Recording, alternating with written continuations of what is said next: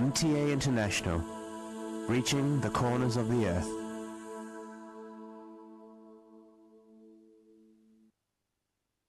اب حضرت مرزا طاہر احمد صاحب خلیفۃ المسیح الرابع امام جماعت احمدیہ ایدہ اللہ تعالی بنصر العزیز کا خطبہ جمعہ ہوگا۔ حبیبنا صلی علی محمد صلی علی حبیبنا صلی علی محمد صلی علی رسولنا صلی علی محمد صلی علی رسولنا صلی علی محمد صلی علی محمد صلی علی محمد صلی علی محمد صلی علی محمد صلی علی محمد صلی اللہ اکبر اللہ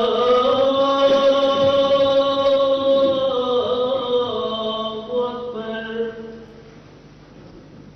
اللہ اکبر اللہ اکبر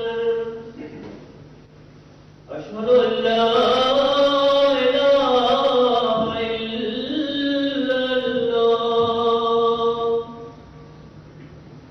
اشہد ان لا الہ الا اللہ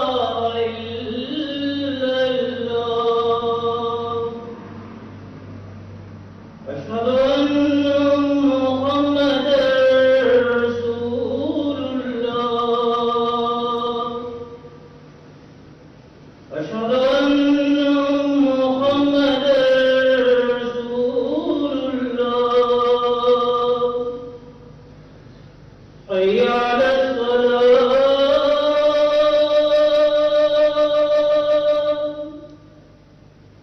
حی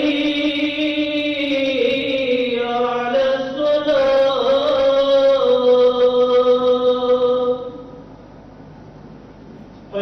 علی الفلاح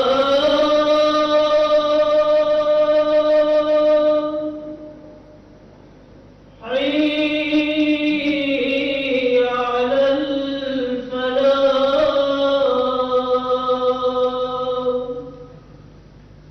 اللہ اکبر اللہ اکبر لا الہ الا اللہ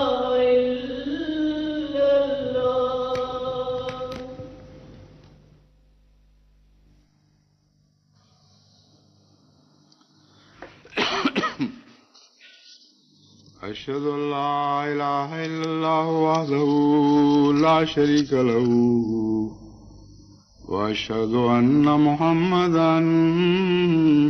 عبده ورسوله أما بعد فأعوذ بالله من الشيطان الرجيم بسم الله الرحمن الرحيم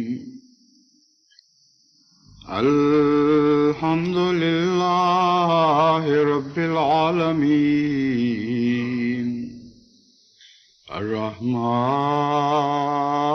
الرحيم مالك يوم الدين إياك نعبد وإياك نستعين اهدنا الصراط المستقيم صراط الذين أنعمت عليهم غير المغضوب عليهم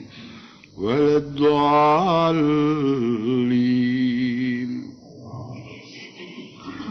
وَلْتَكُن مِّنكُمْ أُمَّةٌ يَدْعُونَ إِلَى الْخَيْرِ وَيَأْمُرُونَ بِالْمَعْرُوفِ وَيَنْهَوْنَ عَنِ الْمُنكَرِ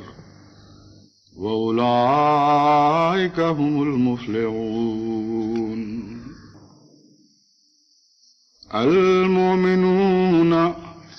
وَمَا كَانَ الْمُؤْمِنُونَ لِيَنْفِرُوا كَافَّةً وَمَا كَانَ الْمُؤْمِنُونَ لِيَنْفِرُوا كَافَّةً فَلَوْلَا نَفَرَ مِنْ كُلِّ فِرْقَةٍ مِّنْهُمْ طَائِفَةٌ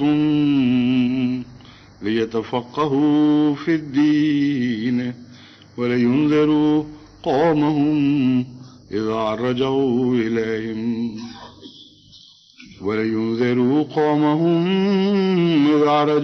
إِلَيْهِمْ لَعَلَّهُمْ يَحْذَرُونَ. یہ دو آیتیں جن کی میں نے تلاوت کی ہے قرآن کریم کی دو الگ الگ صورتوں سے لی گئی ہیں. پہلی آیت سورہ آل عمران کی 105ویں آیت ہے اور دوسری سورہ توبہ کی 122ویں آیت. ان کا ترجمہ یہ ہے کہ چاہیے کہ پہلی آیت کا ترجمہ ہے کہ چاہیے کہ تم میں سے ایک ایسی قوم کھڑی ہو جائے جو لوگوں کو بھلائی کی طرف بلانے والی ہو اور نیکی کا حکم کرنے والی ہو اور بدیوں سے روکنے والی ہو. وَأُولَٰئِكَ هُمُ الْمُفْلِحُونَ. یہی وہ لوگ ہیں جو فلاح پانے والے ہیں. دوسری آیت کا ترجمہ ہے اور یہ ممکن نہیں کہ مومن تمام کے تمام بحیثیت قوم کلہم خدا تعالیٰ کے دین کی خدمت کے لیے یک دفعہ نکل کھڑے ہوں. اس لیے ضروری ہے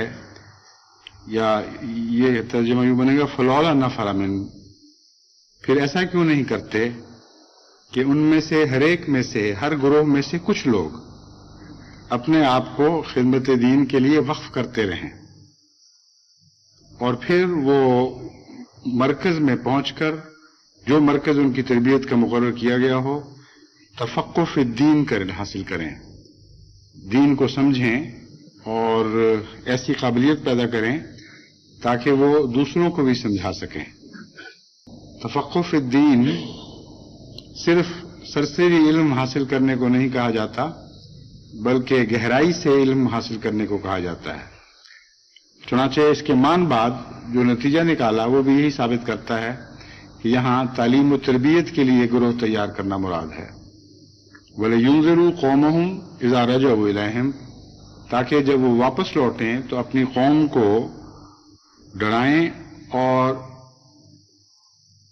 لعلہم یحذرون تاکہ وہ بدیوں سے بچنے والے اور ہلاکت سے بچنے والے بن سکیں. یہ دو آیتیں میں نے اس لیے آج کے خطبے کے لیے اخذ کی ہیں کہ جہاں کثرت کے ساتھ جماعت احمدیہ کو خوشخبریاں مل رہی ہیں اور فوج در فوج بعض علاقوں میں لوگ احمدیت میں داخل ہو رہے ہیں، وہاں اس کے ساتھ ہی ایک انذار کا پہلو بھی ہے. اور وہ انذار کا پہلو یہ ہے کہ اگر ہم ان کی تربیت سے غافل رہے، یہ احمدیت میں داخل ہوئے اور ویسے کے ویسے رہے جیسے پہلے تھے، یا ان کے ایمان کے استحکام کا انتظام نہ کیا اور ان کو ثابت قدم رکھنے کے لیے دعائیں نہ کیں، ان کی تربیت اس رنگ میں نہ کی کہ ان کی بدیاں مٹنی شروع ہو جائیں اور ان کے بدلے نیکی کا رنگ چڑھنے شروع ہو جائیں، تو یہ سارے جو نو مبائع ہیں یا جو احمدیت میں اور اسلام میں نئے داخل ہوئے ہیں یہ خطرے کی حالت میں ہیں. کئی قسم کے خطرے ان کو درپیش ہیں. اول یہ کہ ایمان کے بعد اگر کچھ عرصہ انسان علم اور تربیت سے محروم رہے تو اسی حالت میں وہ پختہ ہو جایا کرتا ہے، پھر اس کو سمجھانے اور اس کی تربیت کرنے کے مواقع کم رہتے ہیں. اور اگر آپ سمجھانے کی کوشش بھی کریں تو وہ شخص جو تازہ ایمان لایا ہو اس کے سمجھنے اور اس کے تعاون کرنے کے نفسیاتی لحاظ طور پہ زیادہ امکانات ہیں. اور جو دیر تک اس حالت میں آ کر سرد ہو چکا ہو اس کے تعاون کرنے کے امکانات بعید ہیں. اس لیے نئے آنے والے کی حالت ایک بچے کی سی ہوتی ہے، ایک ایسے بچے کی سی حالت ہے جس کے کان میں اذان دینے کا حکم ہے اور جس کے دوسرے کان میں تکبیر کہنے کا حکم ہے. بس بڑے لوگوں میں سے بھی بعض بچے اسلام کو ملتے ہیں. بس حضرت صلی اللہ علیہ وآلہ وسلم نے پہلے دن کے بچے سے متعلق ہماری تربیتی ذمہ داریوں کو ایسے خوبصورت رنگ میں بیان فرما کر ان بڑے بچوں کی طرف بھی ہمیں متوجہ فرما دیا جو بعد ازاں اسلام میں داخل ہونے والے ہیں. اگر چھوٹے سے بچے کو جس کو ایک لفظ بھی بات کا سمجھ نہیں آتا، سمجھانا اسی دن سے شروع کرنا ضروری ہے جس دن وہ خدا تعالیٰ آپ کی گود میں ڈالتا ہے. تو وہ بڑے بچے جو زبانیں بھی سمجھتے ہیں، جو بالغ نظر ہیں، بالغ نظر نہیں تو کم سے کم بلوغت کی عمر تک پہنچ چکے ہیں،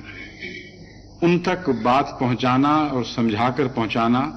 بدرجہ اولا فرض ہے. بس یہ ذمہ داری ہے جو بہت ہی بڑی جماعت کے اوپر ڈالی گئی ہے اور کثرت کے ساتھ فوج در فوج لوگوں کا داخل ہونا ہمیں انتباہ بھی کر رہا ہے کہ اگر تم نے بروقت ان ذمہ داریوں کو ادا نہ کیا تو تمہارے لیے اور آئندہ بنی نوع انسان کے لیے خطرات درپیش ہو سکتے ہیں. عدم تربیت یافتہ اور رنگ میں بھی دنیا کے لیے خطرات کا موجب بن جاتے ہیں کیونکہ وہ عقائد کے لحاظ سے نئی نئی باتیں بعض دفعہ گھڑ لیا کرتے ہیں. چنانچہ اسلام کی تاریخ کا آپ مطالعہ کریں تو بہت سے بد عقائد جو آج مسلمانوں میں رائج دکھائی دیتے ہیں وہ باہر سے آنے والی قوموں کی پیداوار تھے. بہت سے فرقوں کی بنیاد اسی طرح ڈالی گئی. چنانچہ بادشاہ کا بیٹا بادشاہ ہونے کا تصور چونکہ ایران میں قدیم سے چلا آ رہا تھا، اس لیے دراصل شریعت کی بنیاد مکے اور مدینے میں نہیں پڑی بلکہ ان دور کے علاقوں میں پڑی ہے جہاں ایسی قومیں بڑی تیزی سے اسلام میں داخل ہوئیں جنہوں نے ہمیشہ سے اپنے آباء و اجداد کو اسی طرح دیکھا کہ جس مرتبے پر کوئی فائز تھا اس کے بیٹے نے اس مرتبے کو گویا ورثے میں پایا. بس ان کے لیے اسلام کا انتخاب کا طریق سمجھنا مشکل کام تھا، لیکن یہ خیال کر لینا کہ حضرت صلی اللہ علیہ وآلہ وسلم کے جو خون کے لحاظ سے قریب ترین ہے، اگر بیٹا نہیں تو اس کے متبادل جو بھی ہے اس کو روحانی وارث ہونا چاہیے، یہ بہت آسان کام تھا. پھر حضرت عیسیٰ علیہ الصلوۃ والسلام کی آسمان پر زندگی کا عقیدہ دیکھیں، یہ بھی عیسائیوں کے فوج در فوج داخل ہونے کے نتیجے میں ان کے ساتھ چلا آیا. اور چونکہ حضرت عیسیٰ علیہ السلام کا نام لے کر آپ کی بعثت ثانیہ کا ذکر موجود تھا، اگرچہ آسمان پر چڑھائے جانے کا کوئی ذکر نہیں تھا، لیکن ان آنے والوں نے ان احادیث سے، ان پیشگوئیوں سے فائدہ اٹھاتے ہوئے یہ دوسرا پہلو بھی مسلمانوں میں داخل کر دیا. تو کئی قسم کے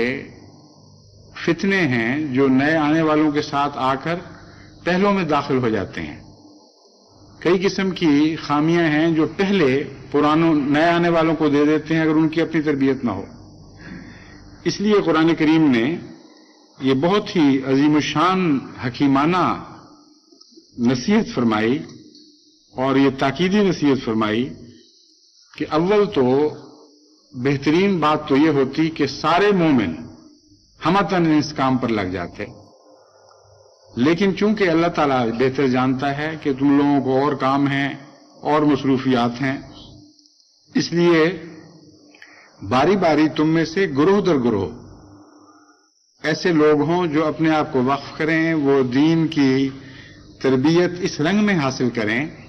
کہ تفقہ حاصل ہو جائے ان کو، اور تفقہ کے نتیجے میں وہ دوسروں کے تربیت کرنے کے اہل بن جائیں. اس طریق پر وہ اپنی ذمہ داریاں ادا کر سکیں گے. اور اس کا یہ مطلب نہیں کہ صرف وہی چند لوگ ہوں جو ایک دفعہ آئیں. اس آیت سے میں یہی سمجھتا ہوں کہ یہاں ایک سلسلہ جاری کرنے کا حکم ہے.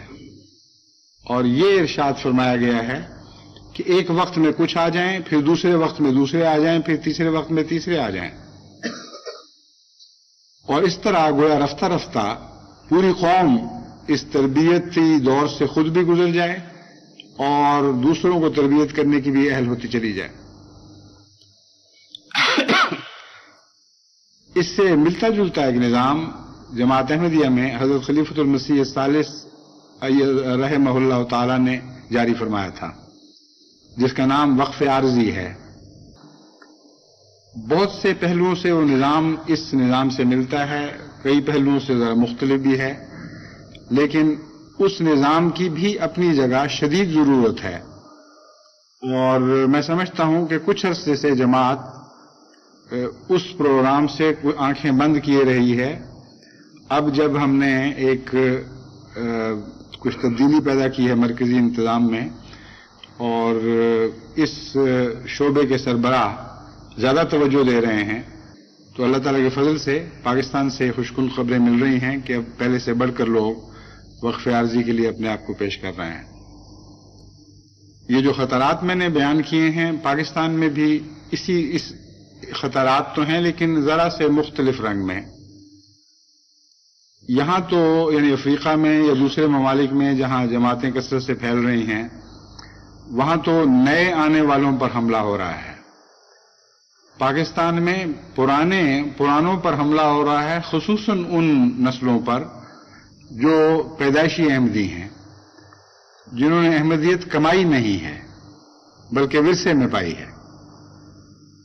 ایک لمبے عرصے تک عدم توجہ کے نتیجے میں بعض پاکستانی دیہات میں ایسے احمدی نسلیں پیدا ہوئیں جن کو اپنے عقائد کا خود پوری طرح علم نہیں، جنہوں نے حضرت اقدس مسیح موعود علیہ الصلوۃ والسلام کے کلام سے استفادہ نہیں کیا، جن کو جماعت کے طور اطوار پر بھی پوری طرح طور اطوار اور رہن سہن کے اور عادات اور خصائل سے بھی پوری واقفیت نہیں ہے، بلکہ بہت سے ایسے علاقے بھی ہیں، بہت سے تو نہیں مگر چند ایسے علاقے اور دیہات ہیں جہاں ان کا اٹھنا بیٹھنا، طرز زندگی، رسم و رواج سب ارد گرد کے ماحول سے متاثر ہو کے غیر احمدی ماحول کے رنگ میں رنگے گئے ہیں، اور ان کو دیکھ کر، ان کے گھروں کے رہن سہن کو دیکھ کر، ان کے گفتگو کے سلیقے کو دیکھ کر نمایاں طور پر کوئی امتیاز دکھائی نہیں دیتا۔ ان کی شادیاں ان کے غیر احمدی رشتہ داروں میں ہو گئیں، ان کے گھر کی مستورات نے دوسری مستورات سے اسی قسم کی بیہودہ پرانی رسمیں ورثے میں لے لیں، اور اٹھنا بیٹھنا ان کے ساتھ چونکہ رہا، اس لیے عملاً روزمرہ کی زندگی میں ان میں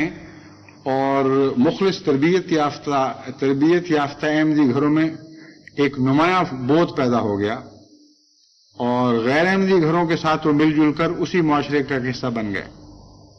ان کی طرف بھی توجہ کی شدید ضرورت ہے۔ چنانچہ جہاں بھی اکا دکا ارتداد کے واقعات ہوئے ہیں، وہاں ایسے ہی لوگوں میں سے ہوئے ہیں۔ یہ بھی حیرت کی بات ہے کہ اتنے غیر معمولی دباؤ کے باوجود اور بعض علاقوں میں ایسی شدید کمزوریاں ہونے کے باوجود اتنا تھوڑا ارتداد ہوا ہے کہ عقل دنگ رہ جاتی ہے۔ خدا تعالیٰ کی تقدیر نے اپنے مضبوط ہاتھوں سے احمدیوں کو تھامے رکھا ہوا ہے، ورنہ اتنے غیر معمولی دباؤ کے نتیجے میں تو یوں معلوم ہوتا تھا کہ پاؤں تلے سے تختے نکل جائیں گے، لیکن اللہ تعالیٰ نے غیر معمولی سہارا دیا۔ لیکن اس کا یہ مطلب نہیں کہ ہم اپنی ذمہ داریوں سے غافل رہیں۔ قرآن کریم نے جو کھول کر ذمہ داریاں ہم پر ڈالی ہیں، ہمارا فرض ہے کہ ان کو پہلے سے بڑھ کر آج کے حالات میں سر انجام دیں اور ان مسائل سے فائدہ اٹھائیں جو ہماری دنیا بھی سنوارنے والی ہیں اور آخرت بھی سنوارنے والی ہیں۔ پاکستان کے لیے تو اسی رنگ میں کثرت کے ساتھ واقفین عارضی کا جماعتوں میں بھجوایا جانا ضروری ہے، جیسے پہلے چلتا چلا آ رہا ہے۔ لیکن جیسا کہ میں نے کہا تھا، کچھ فرق ہے۔ قرآن کریم کی نصیحت یہ ہے کہ پہلے ان کو بلاؤ، ان کی کچھ تربیت کرو، پھر ان کو بھیجو۔ جو ہمارے ہاں وقف عارضی کا نظام جاری ہے اس میں جو شخص جس حالت میں اپنے آپ کو پیش کرتا ہے اسی حالت میں اس کو بھجوا دیا جاتا ہے. اس سلسلے میں نے غور کیا ہے تو میرے خیال میں کچھ عملاً دقتیں بھی ہیں. یہ ممکن نہیں ہے غالباً پاکستان کے ہر حصے سے لوگ وقف کرتے ہوئے ربوہ پہنچ جائیں، پہلے وہاں جا کر تربیت حاصل کریں، پھر واپس لوٹیں. لیکن ذیلی طور پر بعض جگہ یہ انتظام ممکن ہے. اسی طرح اگر کچھ لوگ اپنے آپ کو لمبے عرصے کے لیے وقف نہ کر سکتے ہوں اور تربیت کے لیے ان کے پاس اتنا وقت نہ ہو کہ وہ خود آ کر تفقع کریں، تو اس کا ایک متبادل طریق یہ ہے کہ وقف عارضی کا شعبہ پرانے واقفین عارضی کے فائلوں کا مطالعہ کر کے اس سے ایسے اقتباسات الگ کر لیں جو نئے واقفین کی تربیت کے لیے مفید ہوں. ان فائلوں میں کثرت سے ایسا مواد موجود ہے جس کو پڑھنا ہی اللہ تعالیٰ کے فضل کے ساتھ ہمارے نئے واقفین کو ایک نئی روشنی عطا کرے گا. بہت سے ایسے روحانی تجارب ہیں وہاں جن کا ذکر ملتا ہے کہ اگرچہ ایک آدمی ایک عام ادنا روحانی حالت لے کر وقف میں گیا لیکن وہاں خدا کے فضل کے ساتھ ایسے نشانات دیکھے اور ایسے روحانی تجارب نصیب ہوئے کہ ایک نئی روحانی زندگی لے کے لوٹا ہے. اور ان واقعات کا مطالعہ بہت ہی ایمان افروز ہے. پھر جماعتوں کی کمزوریوں کے ذکر ملتے ہیں، کیا کیا کمزوریاں ہیں، کیا کیا مشکلات درپیش ہوتی ہیں ایک واقف عارضی کو. غزی کے بہت سے لمبے تجربے کے نتیجے میں عملاً ہمارے لیے تربیت کا مواد اکٹھا ہو چکا ہے. اس کو ایک بڑی کتاب کی صورت میں نہ صحیح بلکہ نہیں کرنا چاہیے، مختلف رسالوں کی صورت میں شائع کریں. کوئی نظام سے تعلق رکھنے والا رسالہ ہو، آپ نے کیا کرنا ہے کیا نہیں کرنا، کچھ جماعتی حالات کے متعلق کہ اس قسم کے حالات آپ کو درپیش ہوں گے، آپ کو کیا کرنا چاہیے. پھر ایمان اور خود واقعات سے متعلق رسائل ہوں. ان کو طبع کروا کر جب وہ کوئی شخص اپنے آپ کو عارضی طور پر وقف کے لیے پیش کرتا ہے اس کو تحفتاً ایک پیکٹ بھجوائیں اور اس کو کہیں کہ اس کا مطالعہ کرے خوب اچھی طرح اور اپنے آپ کو جانے کے لیے تیار کریں. اس کے علاوہ بہت ہی ضروری ہے کہ جب وقف عارضی کا پتہ چل جائے کہ فلاں شخص واقف عارضی ہے تو اسی جگہ سے جہاں تک ممکن ہو سکے اس کے لیے ابتدائی قرآن کریم کا ناظرہ سکھانا اور کچھ حصہ ترجمے کے ساتھ یاد کروانا اور کچھ حصہ عربی گرامر کے ساتھ ترجمہ یاد کروانا. یہ کام بہت ہی ضروری ہے، اسے فوراً شروع کروا دینا چاہیے. یہ بڑے لمبے مراحل ہیں تربیت کے. یہ کوئی جنتر منتر نہیں ہے کہ جو چند دنوں میں آپ پھونکیں تو آپ کو نتیجے حاصل ہو جائیں. پہلے تو لوگوں کو آمادہ کرنا کہ وہ دین کی طرف متوجہ ہوں، ایک بڑا مرحلہ یہ ہے. پھر جو آمادہ ہو جائیں ان کے لیے اساتذہ کا مہیا کرنا، یہ ایک بہت بڑا مرحلہ ہے. پھر کس طرح پڑھایا جائے، کیا پڑھایا جائے. جب آپ اس مضمون میں داخل ہوتے ہیں تو مرحلہ در مرحلہ اور مراحل ظاہر ہوتے چلے جاتے ہیں. ایک کو حل کریں پھر دوسرے کو حل کریں تیسرا. اب میں جب چند دن ہوئے ہارٹلے پول گیا، وہاں نو مسلم احمدی جماعت خدا کے فضل سے بڑی مخلص ہے اور ہر جانے والا دیکھ کر یہ تاثر لیتا ہے کہ اللہ کے فضل سے بہت ہی مستحکم، بہت ہی عمدہ، بہت ہی اخلاص میں بڑی جماعت ہے، اس میں شک نہیں. لیکن جب تربیت کے لحاظ سے ٹٹولیں تو علمی کمزوریوں کے لحاظ سے اتنے کثرت سے خلا دکھائی دیتے ہیں کہ انسان اس سے خوف محسوس کرتا ہے کہ ان خلاؤں کو پر کرنے کے لیے ہمارے پاس کوئی نظام نہیں ہے. ایک ہمارے یہاں لندن مسجد میں ہی ایک دوست تشریف لائے تھے، ان کی بڑی عمر میں آمین ہوئی. یہاں انہوں نے قرآن کریم ناظرہ بڑا اچھا پڑھنا سیکھا. تو انسان یہ سمجھ سکتا ہے کہ اب تو اللہ کے فضل سے قرآن کریم پڑھنے والے مل گئے، لیکن ان کو ترجمہ نہیں آتا. اب میں جب گیا ہوں ان سے میں نے پوچھا تو پتہ لگا بغیر ترجمے کے سب پڑھا تھا. تو سوال یہ ہے کہ ترجمہ سکھانا پھر آگے ایک بہت بڑا کام ہے. ان سے میں نے گفتگو کی، وہ اس بات پر آمادہ تھے کہ شروع میں آہستہ لیکن عربی زبان کے بنیادی قواعد سے واقفیت حاصل کرنے کے بعد ترجمہ سیکھیں، بجائے اس کے کہ صرف عربی پڑھ لی اور پھر انگریزی میں ترجمہ یاد کر لیا. کیونکہ قرآن کریم ایک ایسی کتاب نہیں ہے جس کو خالصتاً ترجمے کے ذریعے سمجھا جا سکتا ہے. قرآن کریم سے براہ راست استفادے کے لیے نہایت ضروری ہے کہ ترجمے کی بنیادوں سے انسان واقف ہو، یہ پتہ ہو کہ یہ ترجمہ کیوں کیا جا رہا ہے. عربی زبان میں فاعل کیا ہوتا ہے، مفعول کیا ہوتا ہے، مفعول بہی کیا ہوتا ہے،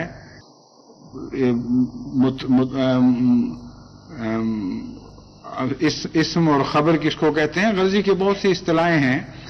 ان سے میں اس وقت آپ کے دماغوں کو بھرنا نہیں چاہتا. میں صرف یہ مثال دینا چاہتا ہوں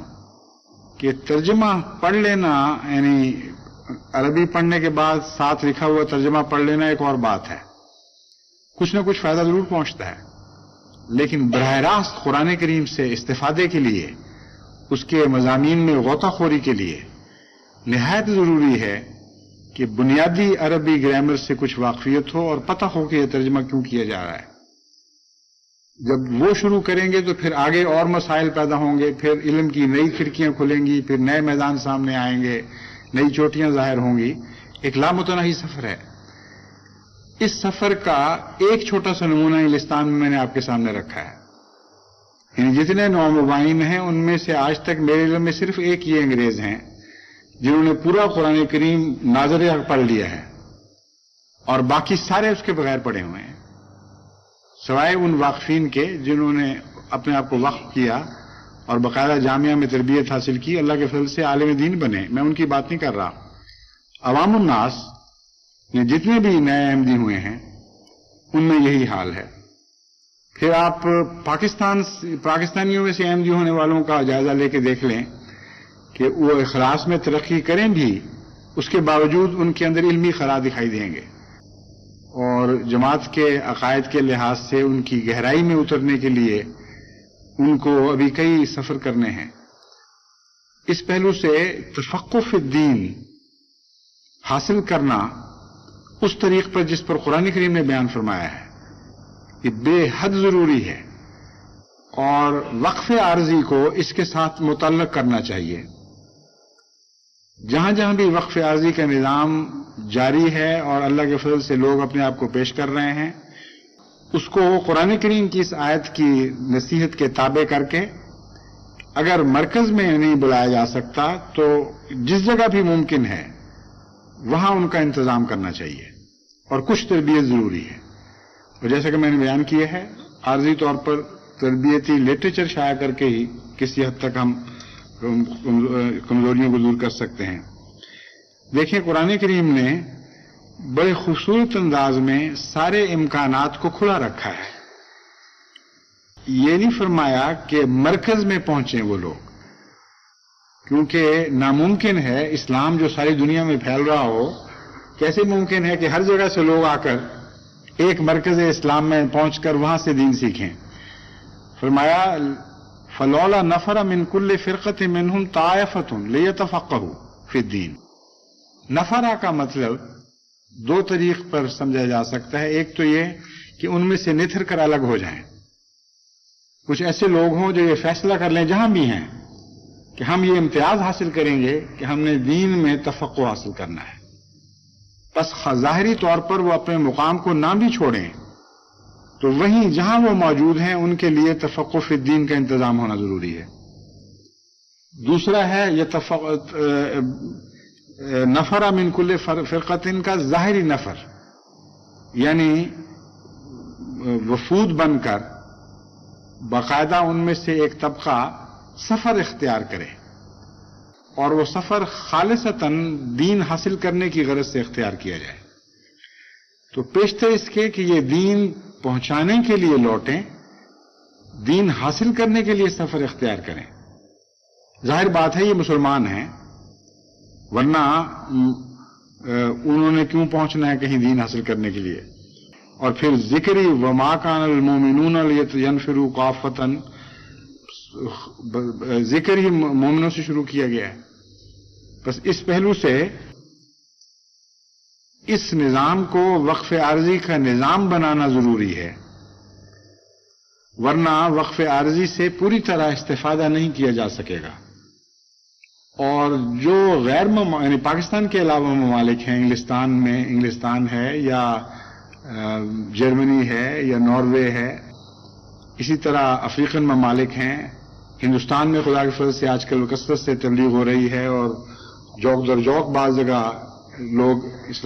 حقیقی اسلام میں داخل ہو رہے ہیں. ان سب جگہوں میں وقف عارضی کے نظام کو دوبارہ زندہ کرنا بے حد ضروری ہے. اور جن ذیلی تنظیموں کے سپرد بھی میں نے یہ کام کیا ہے کہ وہ قرآن کریم کی تعلیم دیں، وہ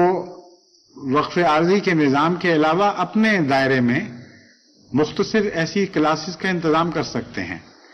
ایسے تربیتی انتظامات جاری کر سکتے ہیں جن کے نتیجے میں جن لوگوں کو انہوں نے قرآن کریم سکھانا ہے ان میں سے کچھ لوگ پہلے چن لیے جائیں، اور ایک جگہ نہیں کہ ضرور لندن ہی بلایا جائے یا ضرور کسی بڑی مرکزی جماعت میں ہی بلایا جائے. جہاں جہاں ممکن ہے وہاں مختصر پیمانے پر تفقہ فی الدین سکھانے کا انتظام کرا دینا چاہیے. اس کے لیے آج کل جو ماڈرن ڈیوائسز ہیں، میں نے پہلے بھی توجہ دلائی تھی، کیسٹس ہیں، ویڈیوز ہیں، چھوٹا چھوٹا تربیتی لٹریچر ہے، اس کو بھی اشارہ کریں. لیکن یہ یاد رکھیں کہ جو ذاتی تربیت فائدہ پہنچا سکتی ہے وہ محض لٹریچر یا ویڈیوز وغیرہ کے ذریعے وہ فائدہ حاصل نہیں ہو سکتا. یہ متبادل چیزیں تیمم کا رنگ رکھتی ہیں.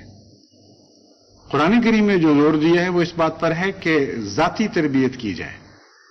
اور ذاتی تربیت اسی طرح ممکن ہے کہ کچھ لوگ آئیں، آپ ان کو سکھائیں. ان کو سکھانے کے لیے ان آلات کی مدد بے شک لیں، مگر مربی ہونا ضروری ہے. کوئی تربیت حاصل کرنے والا آپ کے لیے ضروری ہے کہ ان کو مہیا کیا جائے، اور پھر اس کے تابع آپ نصیحتیں ان کو سمجھا کر، خواہ تھوڑا سمجھائیں لیکن کچھ سمجھا کر واپس بھیجیں اور ان کو کہیں کہ یہ تم آگے جاری کر دو. بس قرآن کریم نے جو نظام جاری کیا ہے وہ اس وقف عارضی کے موجودہ نظام سے بھی کچھ مختلف ہے اور بعض اہم پہلوؤں سے مختلف ہے، جیسا کہ میں نے بیان کیا ہے. اور قرآن کریم کی جو کلاسز کا ہمارے ہاں رواج ہے اس سے بھی مختلف ہے. قرآن کریم کی جو درس جاری کیے جاتے ہیں یا سالانہ کلاسز کا انتظام کیا جاتا ہے، اس میں آپ طالب علموں کو بحیثیت طالب علم کچھ سکھانے کی کوشش کرتے ہیں.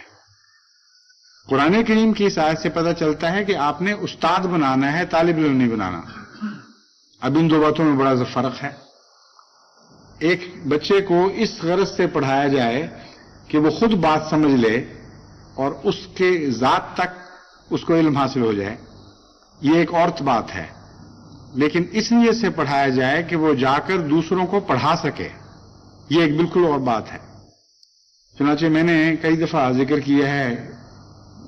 ہٹلر کے ایک جرنیل کی تجویز کا کہ جب جرمنی میں یہ پابندی تھی کہ 1,00,000 سے زیادہ جرمن فوج نہیں ہو سکتی،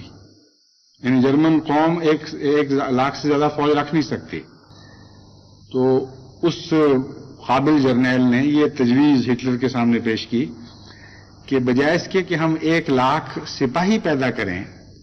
کیوں نہ ہم 1,00,000 سپاہی بنانے والے افسر بنا دیں. تعداد کے لحاظ سے کوئی فرق نہیں پڑے گا، 1,00,000 ہی رہے گا، لیکن بجائے اس کے کہ ہم شاگرد بنائیں استاد پیدا کرتے ہیں. یہ ترکیب بڑی مشہور ہوئی اور دنیا میں بعد میں بھی بڑے بڑے اس پر تبصرے کیے گئے. چرچل نے اپنی مشہور کتاب میں بھی اس کے متعلق لکھا ہے کہ حیرت انگیز اس کے دماغ کی ایک برین ویو تھی جس نے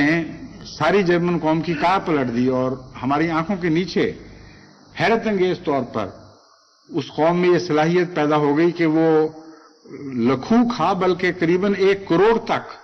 سپاہی پیدا کر سکیں آخری شکل میں. تو یہ ترکیب جو اس کے دماغ کی ویو میں بتائی جاتی ہے، آج سے 1400 سال پہلے اللہ تعالیٰ نے حضرت اقدس محمد مصطفیٰ صلی اللہ علیہ وآلہ وسلم کو خود سکھائی تھی، اور اسی آیت میں اس کا بیان ہے. فرمایا دیکھو تعلیم کے یعنی ایسے طالب علم نہ تیار کرو جو علم کو اپنی ذات تک رکھیں اور خود علم حاصل کریں، بلکہ ایسے اساتذہ تیار کرو جو تفقہ فی الدین حاصل کرنے کے بعد بطور استاد اپنی قوموں کی طرف واپس لوٹ سکیں. اس پہلو سے افریقہ میں ہمیں بہت زیادہ توجہ کی ضرورت ہے. کئی ایسے ممالک ہیں جہاں خدا تعالیٰ کے فضل سے کثرت کے ساتھ احمدیت پھیلنی شروع ہو چکی ہے، اور عیسائیوں میں سے بھی بڑی کثرت سے لوگ اسلام میں داخل ہو رہے ہیں، اور غیر احمدی مسلمانوں میں سے بھی. وہاں کے امراء کے لیے ضروری ہے کہ ان میں تحریک کر کے صرف وہاں جا کر تربیت کے لیے اپنے مربیوں کو بھجوائیں، بلکہ جیسا کہ رپورٹوں سے پتہ چلتا ہے کہ وہ بھجوا رہے ہیں، بلکہ ان میں سے واقفین عارضی لیں اور ان کو یہ کہیں کہ تم نے جہاں ہم تمہارے لیے جگہ مقرر کرتے ہیں وہاں آ کر دین کو اتنا ضرور سیکھنا ہے کہ تم دوسروں کو سکھا سکو،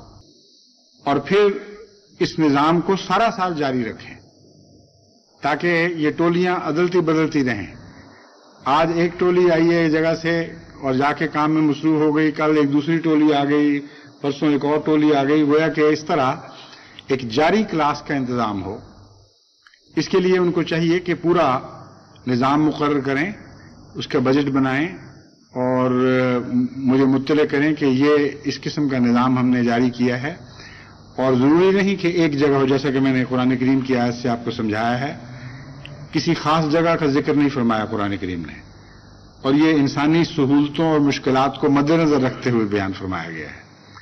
اس لیے جہاں ممکن ہے، جہاں آپ کو اساتذہ مہیا ہو سکتے ہیں اور کم سے کم محنت سے زیادہ بہترین انتظام جاری کیا جا سکتا ہے، وہاں یہ آپ نظام جاری کریں. خدام اور انصار اور لجنات اپنے قرآن کریم سکھانے اور نمازیں سکھانے کے پروگرام میں اس مضمون کو پیش نظر رکھیں، اور وہ بھی ایک تربیتی اور تعلیمی نظام جاری کر دیں جو سارا سال کام کرتا رہے. اس طریق پر جب ہم کام کریں گے تو انشاءاللہ تعالی جس کثرت کے ساتھ دنیا میں اسلام پھیلے گا، اسی رفتار کے ساتھ ساتھ اسلام کا روحانی نظام مستحکم ہوتا چلا جائے گا، اور جو شخص بھی اسلام میں داخل ہوگا وہ خدا تعالیٰ کے فضل سے کامل طور پر ایک ایسے نظام کا حصہ بن جائے گا جو اس کو سنبھالنے والا ہوگا اور نئے آنے والوں کو سنبھالنے والا ہوگا، ان کی ذہنی اور علمی ضرورتوں کو پورا کرنے والا ہوگا، ان کی اخلاقی ضرورتوں کو پورا کرنے والا ہوگا، اور وہ ایک ٹھوس مستقل نظام کا جز بن کر ایک عظیم قافلے کے طور پر شاہراہ اسلام پر آگے بڑھنے والے ہوں گے. یہ نہیں ہوگا کہ کچھ لوگ داخل ہوئے، رپورٹوں میں ذکر آ گیا، نعرہ تکبیر بلند ہو گئے، اور پھر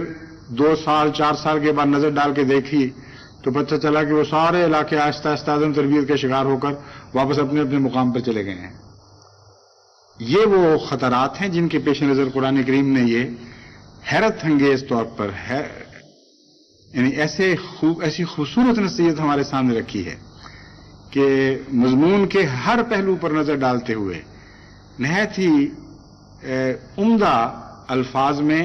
کامل احتیاطوں کے ساتھ ایک ایسا مضمون ہمارے سامنے کھول کر رکھ دیا ہے کہ جس کے اندر ہماری ساری تربیتیں ضروری پوری ہوتی دکھائی دیتی ہیں. بس میں امید رکھتا ہوں کہ جماعت اللہ تعالیٰ کے فضل کے ساتھ ان نصیحتوں پر عمل کرے گی اور بڑی تیزی کے ساتھ آگے بڑھنے کے ساتھ ساتھ استحکام کا پروگرام بھی جاری ہو جائے گا.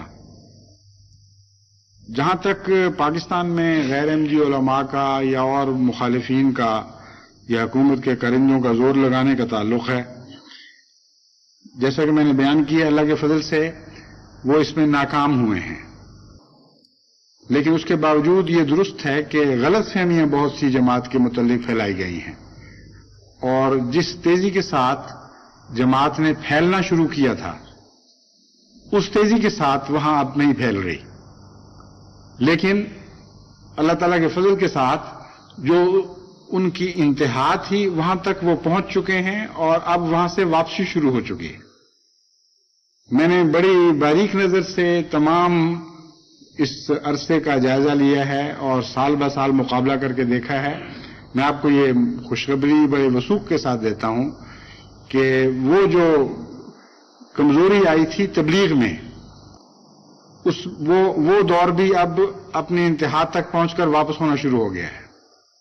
جتنا زیادہ سے زیادہ وہ زور لگا کر نقصان پہنچا سکتے تھے وہ پہنچا چکے، اور کوئی ایک مہینہ بھی ایسا نہیں آیا، بلکہ کوئی ایک دن بھی ایسا نہیں آیا جبکہ جماعت احمدیہ پھیل نہ رہی ہو، اگرچہ کم رفتار سے پھیلی لیکن پھیلی ضرور ہے۔ اتنے حیرت انگیز دباؤ میں جماعت کا پھیلتے چلے جانا یہ اللہ تعالیٰ کی طرف سے غیر معمولی قدرت کا نشان ہے، اور جس کثرت کے ساتھ وہ مرتد کرنا چاہتے تھے اس کا 1000واں حصہ بھی ان کو نصیب نہیں ہوا، اور چند ایک جو مرتد ہوئے اس کے مقابل پر سینکڑوں نئے احمدی اور بہتر لوگ اور مخلص لوگ جماعت کو عطا ہوتے رہے۔ مگر اب وہ جو کمزوری کا حصہ تھا وہ دور اب طاقت کے دور میں تبدیل ہونا شروع ہو چکا ہے،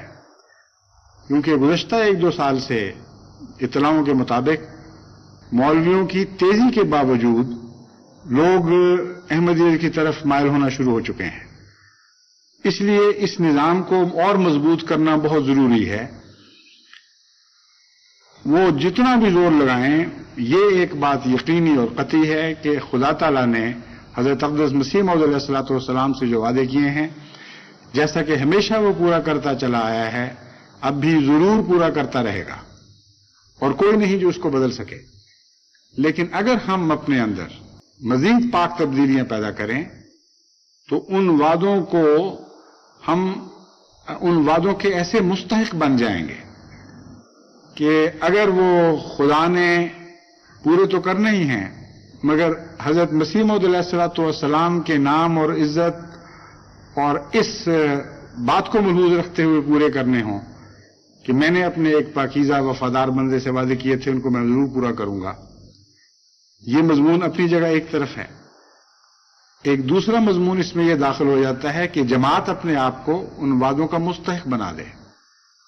ایسی صورت میں خدا کے فضل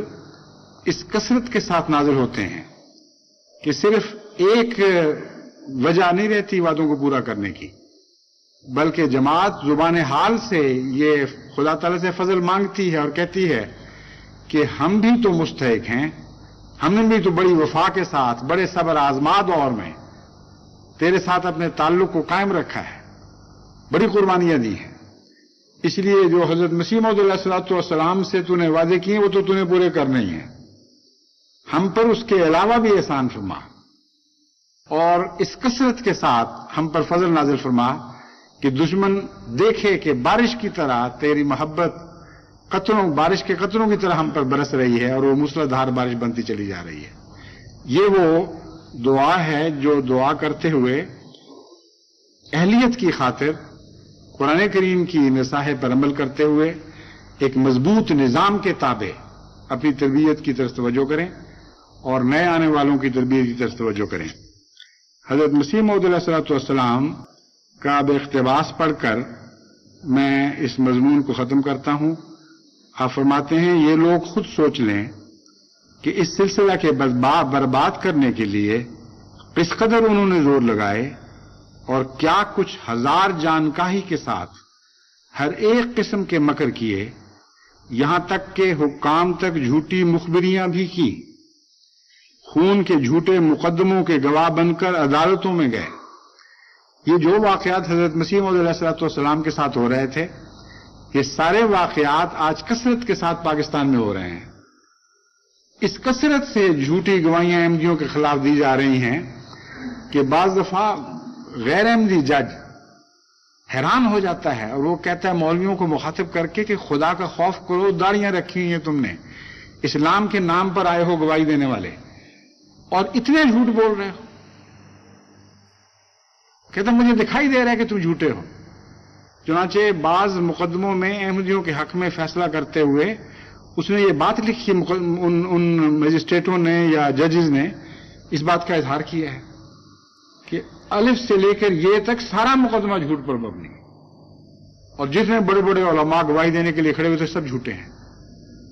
حضرت مسیح موعود علیہ الصلوۃ والسلام کے ساتھ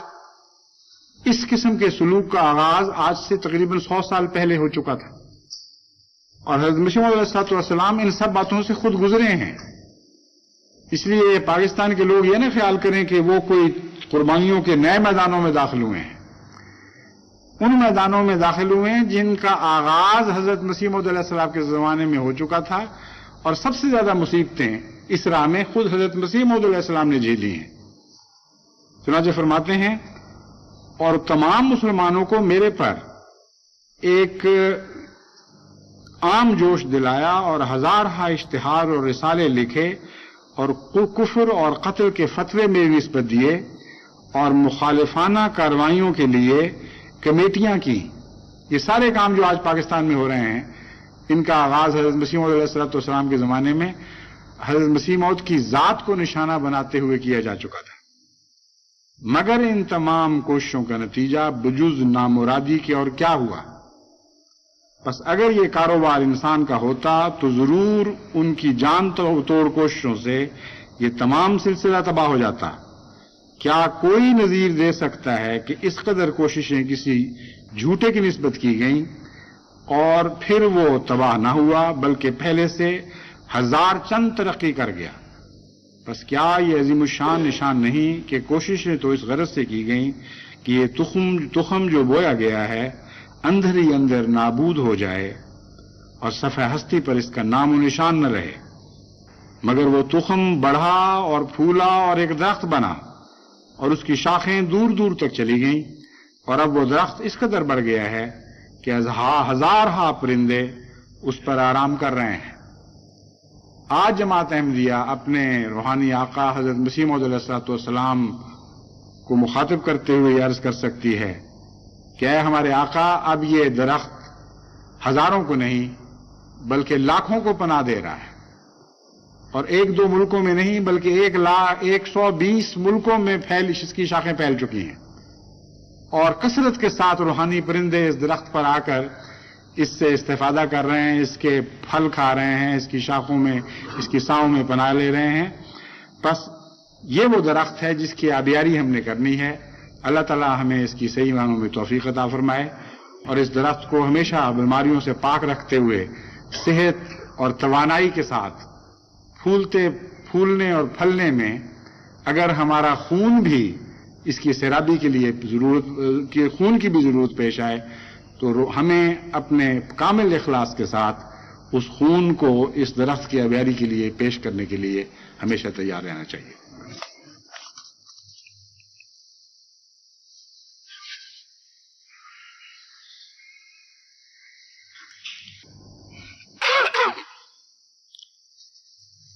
الحمدللہ نحمده ونستعینه ونستغفره ونؤمن به ونتوکل علیہ ونعوذ باللہ من شرور انفسنا ومن سیئات اعمالنا من يهده اللہ فلا مضل له ومن يضلل فلا هادی له ونشهد ان لا الہ الا اللہ وحده لا شريك له ونشهد ان محمدا عبده ورسوله. عباد اللہ رحمكم اللہ ان اللہ یامر بالعدل والإحسان وإیتاء ذی القربى وینہی عن الفحشاء والمنکر والبغی یعظکم لعلکم تذکرون. اذکروا اذكروا الله يذكركم وادعوه يستجب لكم